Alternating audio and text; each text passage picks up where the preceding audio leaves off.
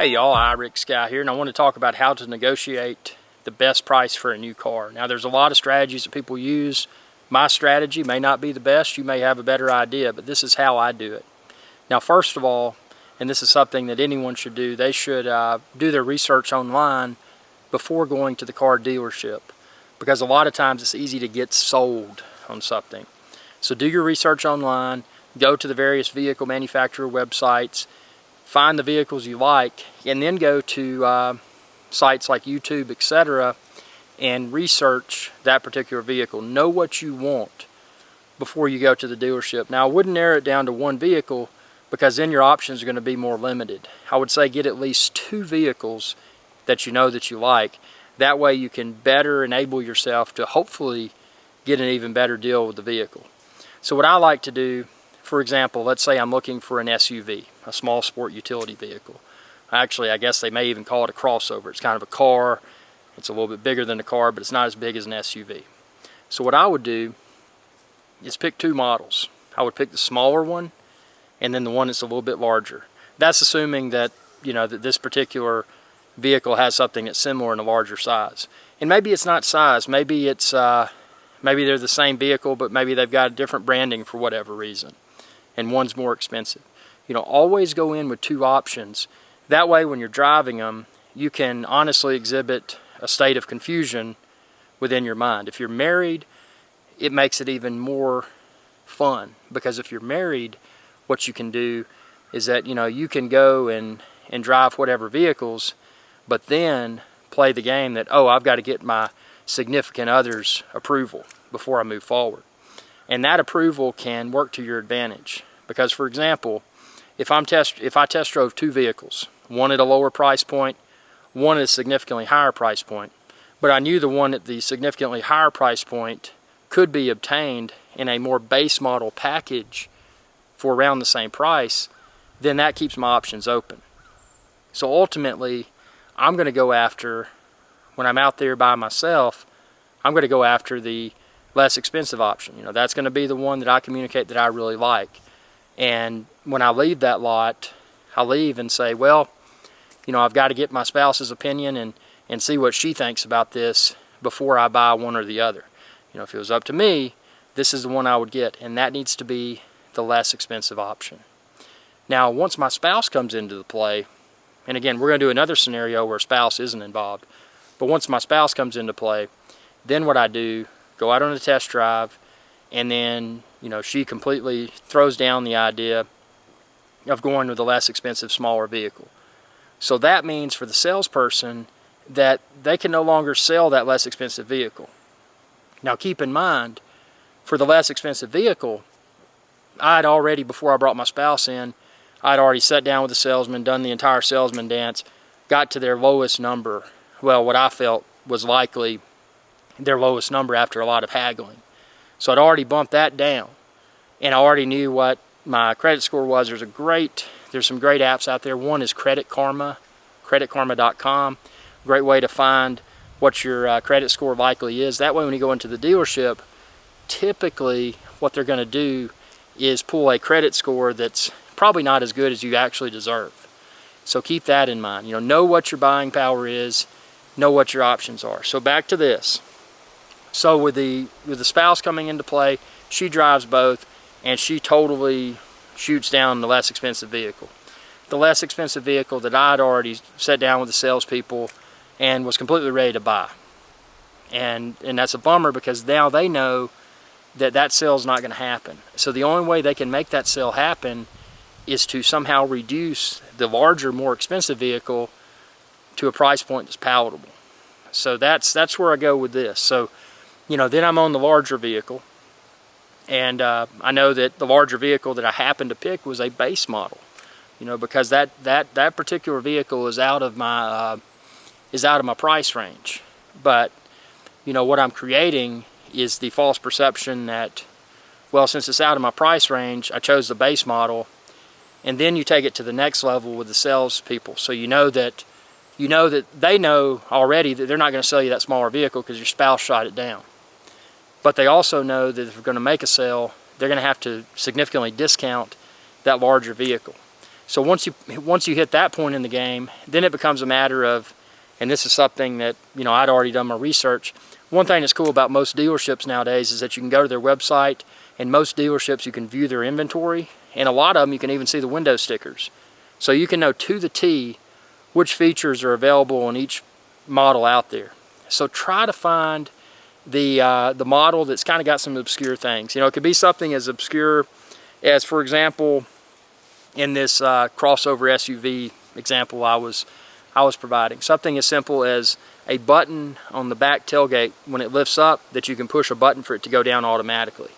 Try to find one that doesn't have that, because one that doesn't have that, by a lot of, and keep in mind with vehicles, there's some vehicles that are targeted more towards women than men. So for a woman to see that, and this isn't a sexist comment, by the way, you can tell me it is if you want to, but for a woman to not have that convenience could be a big deal. Whereas a male probably typically doesn't care. Because what's the first thing that a guy's probably going to do when they open the back of an SUV to get groceries out? They're going to get the groceries out, and they're probably going to close it with their hands. Well, you know, that button being in there, if it was in there, closing it with one's hands could potentially damage it. But from a sales perspective, not having that button is a huge disadvantage for the spouse. You know, she hates that. You know, that's something that's missing. So that's something to use towards your advantage when you're trying to negotiate the best deal possible. Well, you know, this is a base model vehicle. I really like the small one, but my wife doesn't. You know, this larger vehicle doesn't have the push button, you know, to let the rear gate down. It doesn't have all the heated seats like the other one. It doesn't have the navigation. You know, there's so many things that are missing. You know, just really nickel and dime it and be like, God, you know, and again, best time to get a vehicle towards the end of that model year. But don't wait too long, because things will likely be picked over. But going out to a lot towards the end of a model year is a time where one may be able to get better deals, because that dealership is wanting to reduce their inventory of the previous year models. You know, before the new model year comes out, they want to get rid of as many as they can. So enhanced discounting for the customer is likely a heightened possibility. So keep that in mind.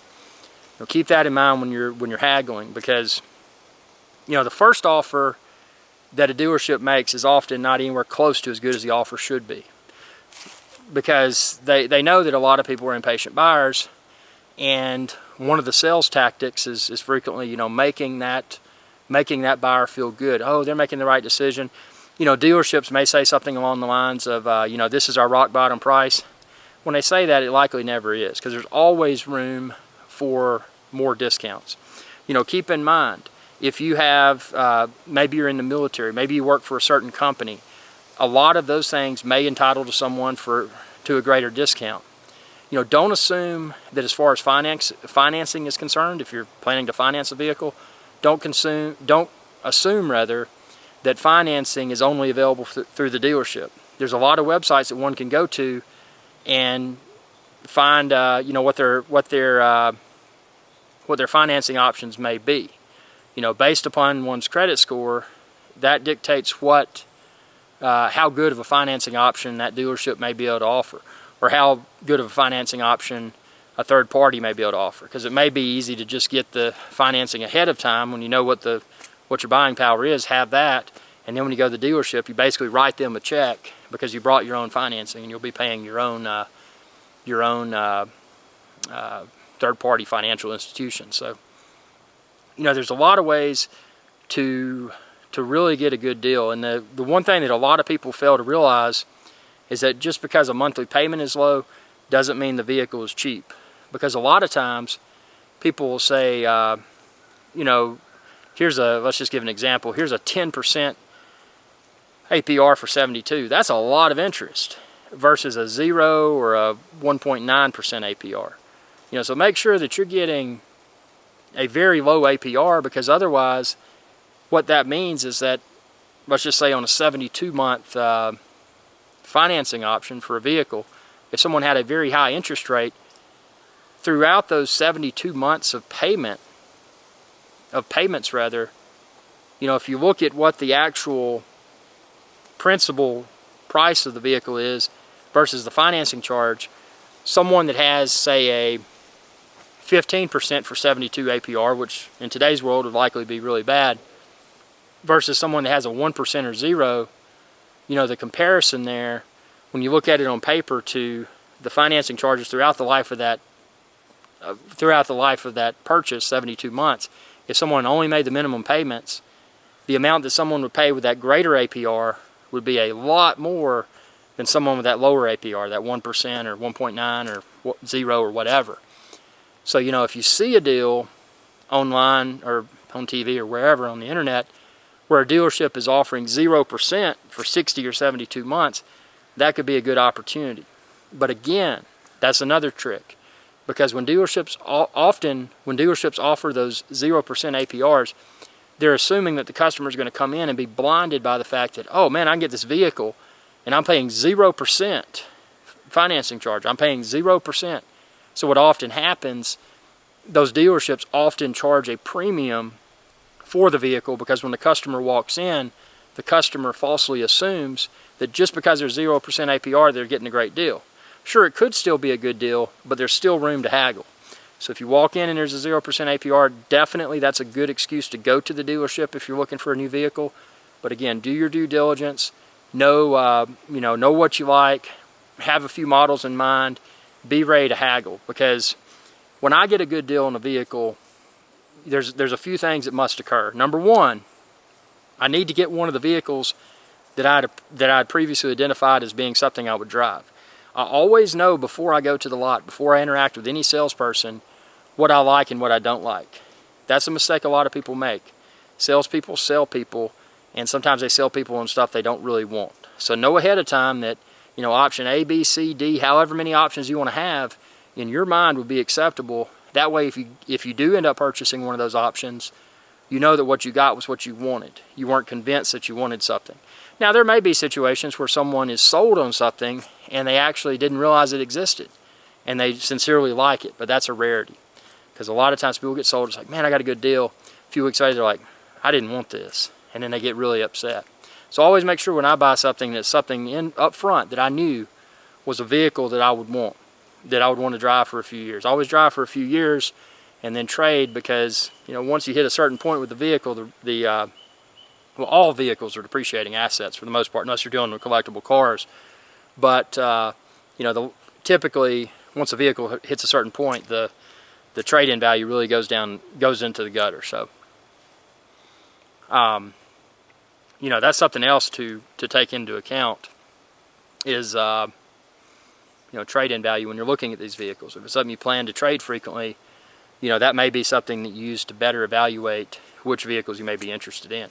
Also take into account gas mileage, especially if you're dealing with trucks and SUVs. Think of gas mileage, miles per gallon. If it's not as good, think of that as something that's in essence part of the monthly payment.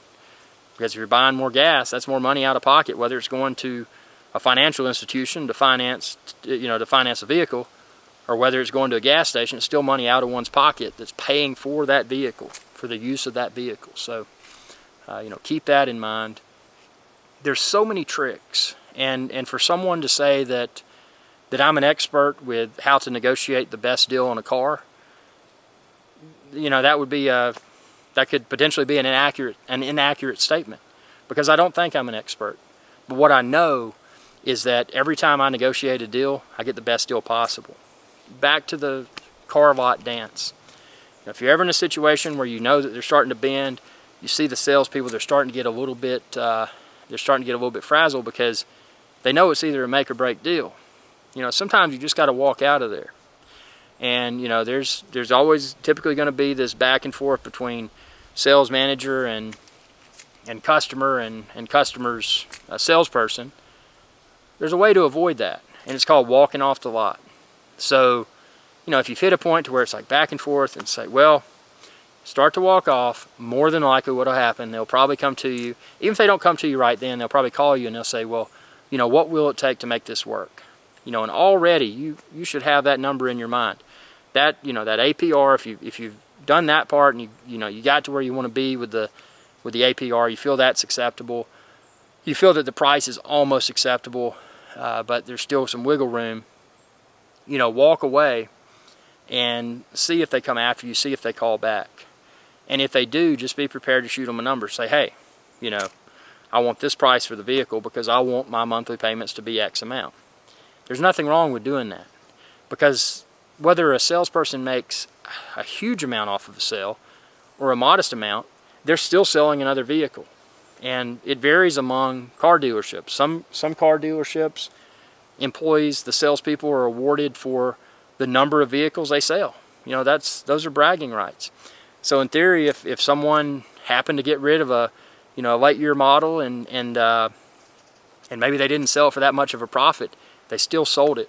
So the fact that they sold that one additional vehicle helps them out on paper. So, you know, that's something to take into account. You know, there's nothing wrong with haggling. And the time that they're haggling with you is time they're wasting because they could be with another customer. So, you know, that's another reason why actually walking off of the car lot to try to get a better deal is actually being polite to the salesperson. Because when you walk away from that car lot, they're freed up. You know, they can interact with other customers. They can shoot an email or a text to their sales manager and say, hey, so-and-so just left. You know, I think we're about to sell them, but we need a better deal. They can do all of that from their device in a matter of seconds.